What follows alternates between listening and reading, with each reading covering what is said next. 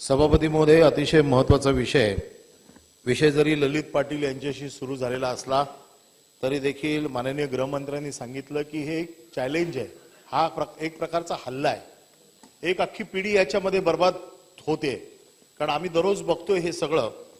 आणि म्हणून हे जे काही विषय आता सभागृहात चर्चेला आले आहेत, आमची आपल्याकडनं अपेक्षा आहे, कारण आपण याच्या बाबतीत अतिशय प्रामाणिकपणे काम करतात आणि हे मोडून काढण्याचं आव्हान आपल्याकडे आहे। याच्यामध्ये कुठलंही राजकारण नाही, याच्यामध्ये कोणालाही राजकारण करायचं नाही, कारण पुढच्या पिढीचा हा संबंध आहे।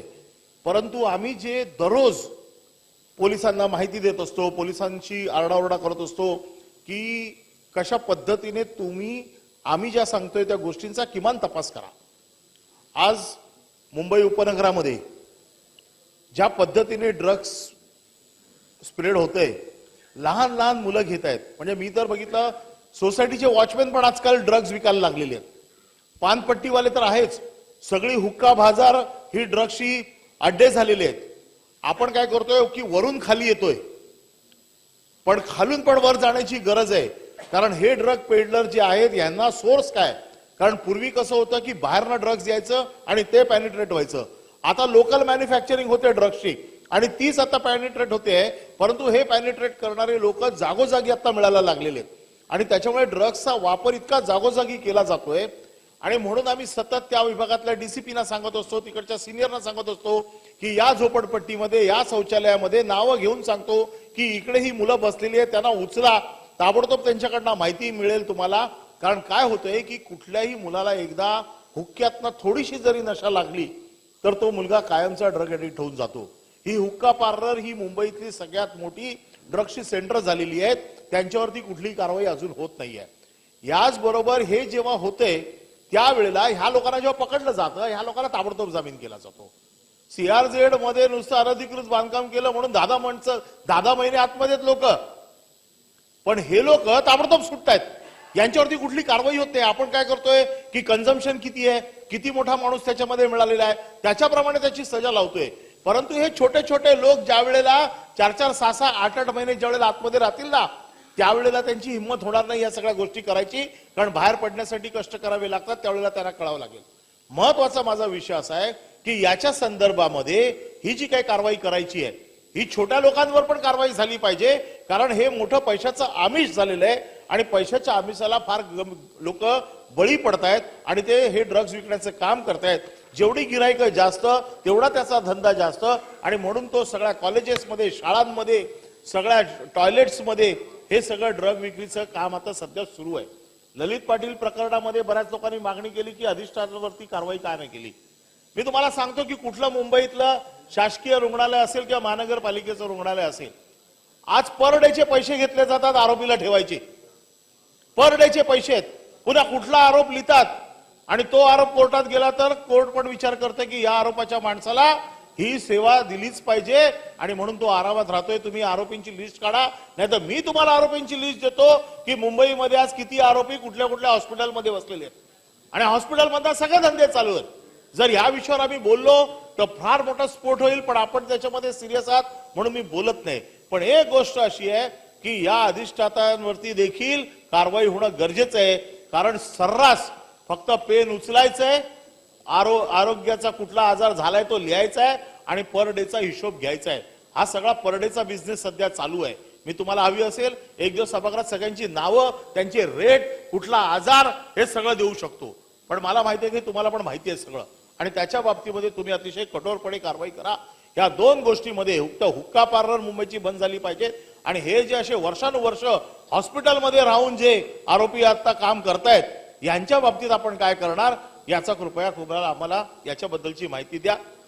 ॲडव्होकेट परब साहेबांनी जो विषय मांडलेला आहे या संदर्भात देखील आपण मोठ्या प्रमाणात कारवाई मुंबईमध्ये सुरू केली, मुद्दाम फार गाजावाजा न करता केली, पण मी आपल्याला आकडेवारी सांगू इच्छितो की शाळा कॉलेजेस जवळच्या ज्या इंटेलिजन्स बेस्ड पानटपऱ्या होत्या की जिथे त्याचा पुरावा तर कुठला नसतो पण संशय असतो, अशा जवळपास 2369 पानटपऱ्या तोडून टाकलेल्या आहेत, त्यांच्यावर कारवाई आपण केलेली आहे। 38,873 ह्या ई सिगरेट्स जे आहेत त्याच्यावर आपण कारवाई केलेली आहे। हुक्का पार्लर जे अवैध आहेत त्याच्यावर देखील आपण मोठ्या प्रमाणात या ठिकाणी कारवाई केलेली आहे। त्यामुळे ही कारवाई वरूनही चालली आहे आणि खालूनही चालली आहे. तर आपण जे सांगितलं ही पण वस्तुस्थिती मी नाकारत नाही, कारण इझी मनी आहे आणि त्याच्यामुळे अनेक लोक सोपा पैसा मिळतोय, त्यांना वाटतच नाही की आपण काहीतरी क्राईम करतोय आणि या ठिकाणी अशा प्रकारची विक्री करताय. त्यामुळे निश्चितपणे कायदा तर आपल्या ठिकाणी आहेच, पण तो अधिक कसा कडक करता येईल याही संदर्भात माननीय गृहमंत्र्यांची चर्चा झाली आणि आपण महाराष्ट्रातर्फे प्रपोजल देखील त्यांना पाठवलेलं आहे की कमर्शियल क्वांटिटी जी आहे या कमर्शियल क्वांटिटीला जो आतापर्यंत आपण समजा 10 ग्रॅम ही आपण कमर्शियल क्वांटिटी पकडत होतो, तर आता 5 ग्रॅमच पकडा. हा नाही, एमसीओसी मध्ये बरेच टाकले आहेत, पण जुने गुन्हे असल्याशिवाय आपल्याला माहिती नाही, तर कोर्ट एका मिनिटात त्यांना त्या ठिकाणी सोडून देते.